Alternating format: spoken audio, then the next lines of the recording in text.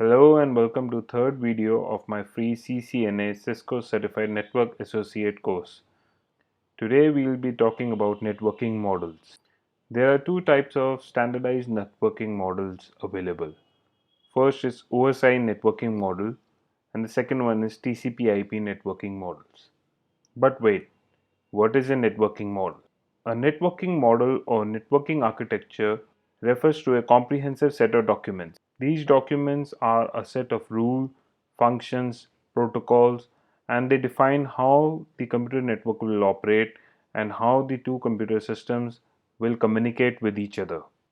In the last slide, I said that there are two standardized models available. One is OSI networking model, the other is TCP/IP networking models. But why do we need standardized networking models? We need standardized networking models so that each manufacturer operates with the same set of standards. For example, in the earlier days, Apple had different standards and IBM had different standards. Apple could talk to only Apple computers and IBM could talk to only IBM computers. They were not interworkable. In the modern world, this is not a scalable model. So, to overcome this, standardized networking models were introduced. So we understood what is the need of these standardized networking models. Now let's look at both these models. First one being OSI networking model. OSI networking model has 7 layers. But for this course, we are going to only be talking about TCP/IP networking model. TCP/IP networking model is a collection of protocols, that is rules and documents that allows computers to communicate with each other. It is very similar to OSI networking model. TCP/IP networking model has 5 layers. When compared to OSI networking model, layer number 5, 6, 7 of the OSI model, that is the session layer, presentation layer and application layer, which all represent data, is clubbed into a single application layer in TCP/IP networking model. We will now understand what each of these layers represents and what are the functionalities of each of this layer. Starting with the first and the topmost application layer, that is the layer 5. This is the interface between the software and the network. This is the layer with which the user interacts with the network. For example, you open the browser and you type google.com. Google.com uses HTTPS as its protocol. That HTTPS protocol resides in the application layer. Please note that the browser itself is not the application layer, but the protocol is the application layer. That is the HTTP and the HTTPS. Next is the transport layer, that is the layer 4. Functions and procedures of connection is decided here. It is decided here whether the connection is going to be a connectionless or a connection oriented connection. Let's look at this in a little more detail. Here we are talking about connectivity. First is going to be a connection oriented connectivity. For example, you call your friend, you say hello, and they respond back to you with a hello. When you ask them a question like, "Can you hear me?" they always reply loud and clear. This is an example of a connection oriented connectivity where the other person is interacting with you in real time. They understand what you are saying and they hear you and they respond back after what they have heard and understood. TCP is an example of a connection oriented protocol. Then there is a connectionless connectivity. For example, you are watching a TV news in which the anchor asks you a question, "Can you hear me?" Yes, you can hear him. But it doesn't matter to the anchor. Why?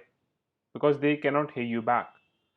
This is an example of how a connectionless connectivity works, wherein one end is just broadcasting and they do not hear for an acknowledgement from your side or the other side of the connection. UDP is an example of this kind of a protocol. Next is network layer, layer 3. This defines the procedures and functions of transferring packets on the network, which is the IP address. How the IP addressing is going to be, how the hosts of the subnets are defined, and how the packets will be routed from one computer to another computer. Next is data link layer, layer 2. This layer defines how the two nodes are physically connected with one another. This layer also resolves of any error that occurs because of the physical layer connectivity between the two nodes. And the last layer is layer 1, the physical layer. This is the actual medium of connection, like your cables, your wireless 802.11 connections. To understand all of this, let's understand how does HTTP work.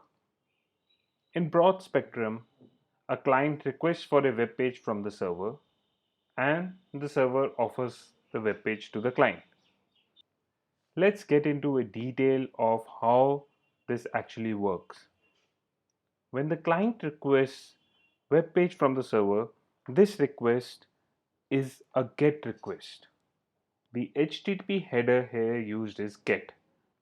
The client requests the server for mypage.htm. If the request is valid, the server returns a OK in the header and some data. Since there is a limit to an amount of data that can be sent in a single packet, the web server can only send a part of the web page. That is why I said some data. Subsequently, after the acknowledgement of the first data has been received by the server from the client, the server sends another set of data, and like this, the complete file mypage.htm is sent to the client. Now let's see how does this TCP/IP networking model framework comes into the picture and helps the server to serve us this data. To understand this, we will understand two more terms, encapsulation and de-encapsulation. So it all starts with the data. The data here could be the client requesting the web page or the server serving the web page. This data is in the application layer. That is, the client is requesting HTTP data. That is the application layer. And the server is serving HTTP data. Again, that is an application layer. As this data traverses through layer 4 from layer 5, a TCP header is attached. This tells that this is a connection oriented connectivity. That is, every time the data is sent to the server from the client or to the client from the server, an acknowledgement will have to be sent. And this attachment of header in front of the data is known as encapsulation, where we are encapsulating the data inside a header. At this juncture, this TCP header plus the data of the application layer is collectively known as segment. When this segment traverses through layer 4 down to layer 3, IP headers are attached. These IP headers contains the source IP and the destination IP information, and the header of the previous layer it becomes the part of data now. This complete IP plus the data, that is the TCP header of the layer 4 and the data of layer 5, is collectively known as packet. As this packet traverses through layer 3 down to layer 2, a header and a trailer is added. This header and trailer contains information of the directly connected nodes, the source and the destination MAC addresses, and the complete data, that is the IP header of layer 3, the TCP header of layer 4, and the data which has been requested or being served of layer 5 is encapsulated under data link headers and trailer. This complete unit of data is now known as a frame. If you remember my last two videos, I explained in them that the computers only understand bits. That is what the physical layer does. It transmits the data to the other side in bits. When the data is received at the other end, it's received in bits, and the complete opposite process starts taking place. Instead of data traversing from top to bottom, it starts traversing from bottom to top. That is, the bits are converted into a frame. As the data traverses through layer 2, these header and trailers are removed and it is sent upwards for next process to take place. This process of removing of header and trailer is known as de-encapsulation, and this keeps on going as the data progresses upwards and all the headers are removed and the other side receives data which they understand. Let's understand this once more. As the data traverses through top layers to the bottom layer, this is known as encapsulation. Herein, the data gets encapsulated in headers and sometimes in trailers also. That is, in layer 2, the data gets encapsulated in a header and a trailer. This is known as encapsulation. Whereas, when the data traverses from the bottom layers to the top layer and the headers and trailers are removed in case of frame and headers are removed in case of packets and segments, this is known as de-encapsulation. Let's also understand the use of TCP/IP networking model in practical networking. In practical networking, you start troubleshooting with the physical layer. Then you check if both the hosts are able to communicate with each other, first through their MAC addresses and then through their IP addresses. If everything is okay, you check if there is a ping and there is a connectivity. And then finally you check the application. This is the way to troubleshoot the network. There is no point of first going to the browser and checking if the server is reachable. That is not a way of troubleshooting, because there are many things that can go wrong in the lower layers which needs to be resolved first before we go into the application layer. That is, going on to the browser and checking if the server is serving the page. Let's compare the OSI model and TCP/IP model again. We learned that the OSI layer 5, that is the session layer, the layer 6, which is the presentation layer, and the layer 7, that is the application layer, is merged into a single application layer in the TCP/IP model. We also learned that transport layer data unit is known as a segment, the network layer data unit is known as a packet, and the data link data unit is known as a frame for the TCP/IP model. Similarly, in OSI model, these data units are referred to as L1 PDU for layer 1, L2 PDU for layer 2, and similarly for other layer.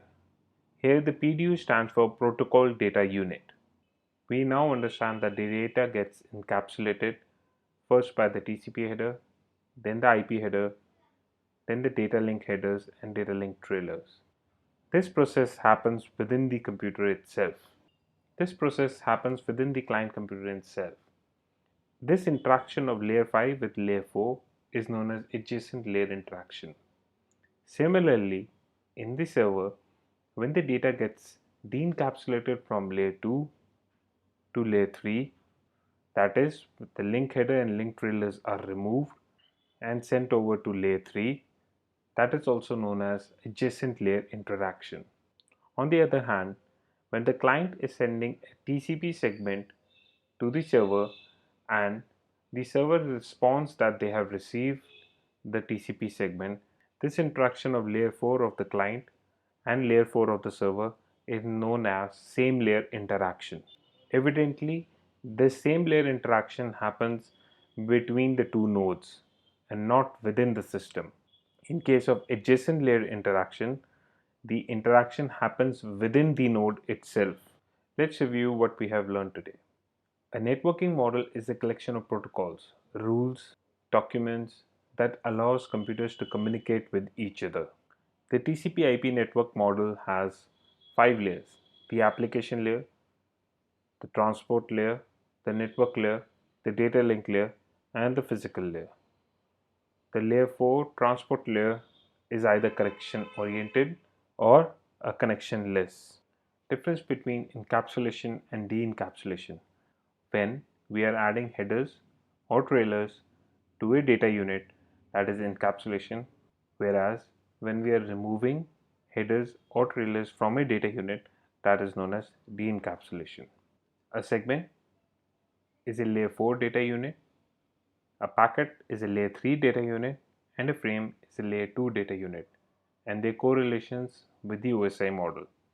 A segment is L4 PDU, not just data unit, but a protocol data unit. Packet is layer 3 PDU and a frame is layer 2 PDU. Then the difference between adjacent layer and same layer interaction. The adjacent layer interactions happen within the node and the same layer interactions happens between two nodes. Time for some quiz. The first question.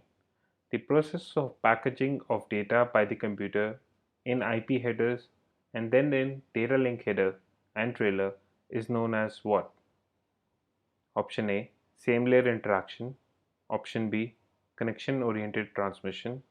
Option C, data encapsulation. Option D, OSI networking model operation.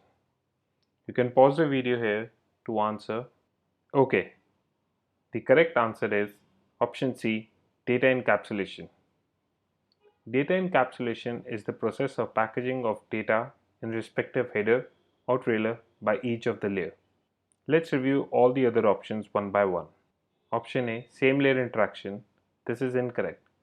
Here we are not discussing about interaction, but we are discussing about process. Option B, connection oriented transmission. Again, this is also incorrect because we are not talking about transmission here. Option C, OSI networking model operation, is also incorrect. Here we are not discussing about networking model, we are discussing how data traverses through the layers of the model. Let's review one more question. Which OSI encapsulation term can be used in place of packet? Option A, layer 1 PDU. Option B, layer 2 PDU. Option C, layer 3 PDU. Option D, layer 4 PDU. You can pause the video here to give a correct answer. Okay, the correct answer is option C, layer 3 PDU. Let's review all the incorrect options one by one. Option A, layer 1 PDU, refers to the physical layer of the network. Option B, layer 2 PDU, refers to the frame, not to the packet. Option D, layer 4 PDU, is also incorrect. It corresponds to segment and not to the packet. That's it for today's lesson. I hope you liked the video and were able to understand it. Do subscribe to my channel to get the latest updates. Thank you for watching. See you next time.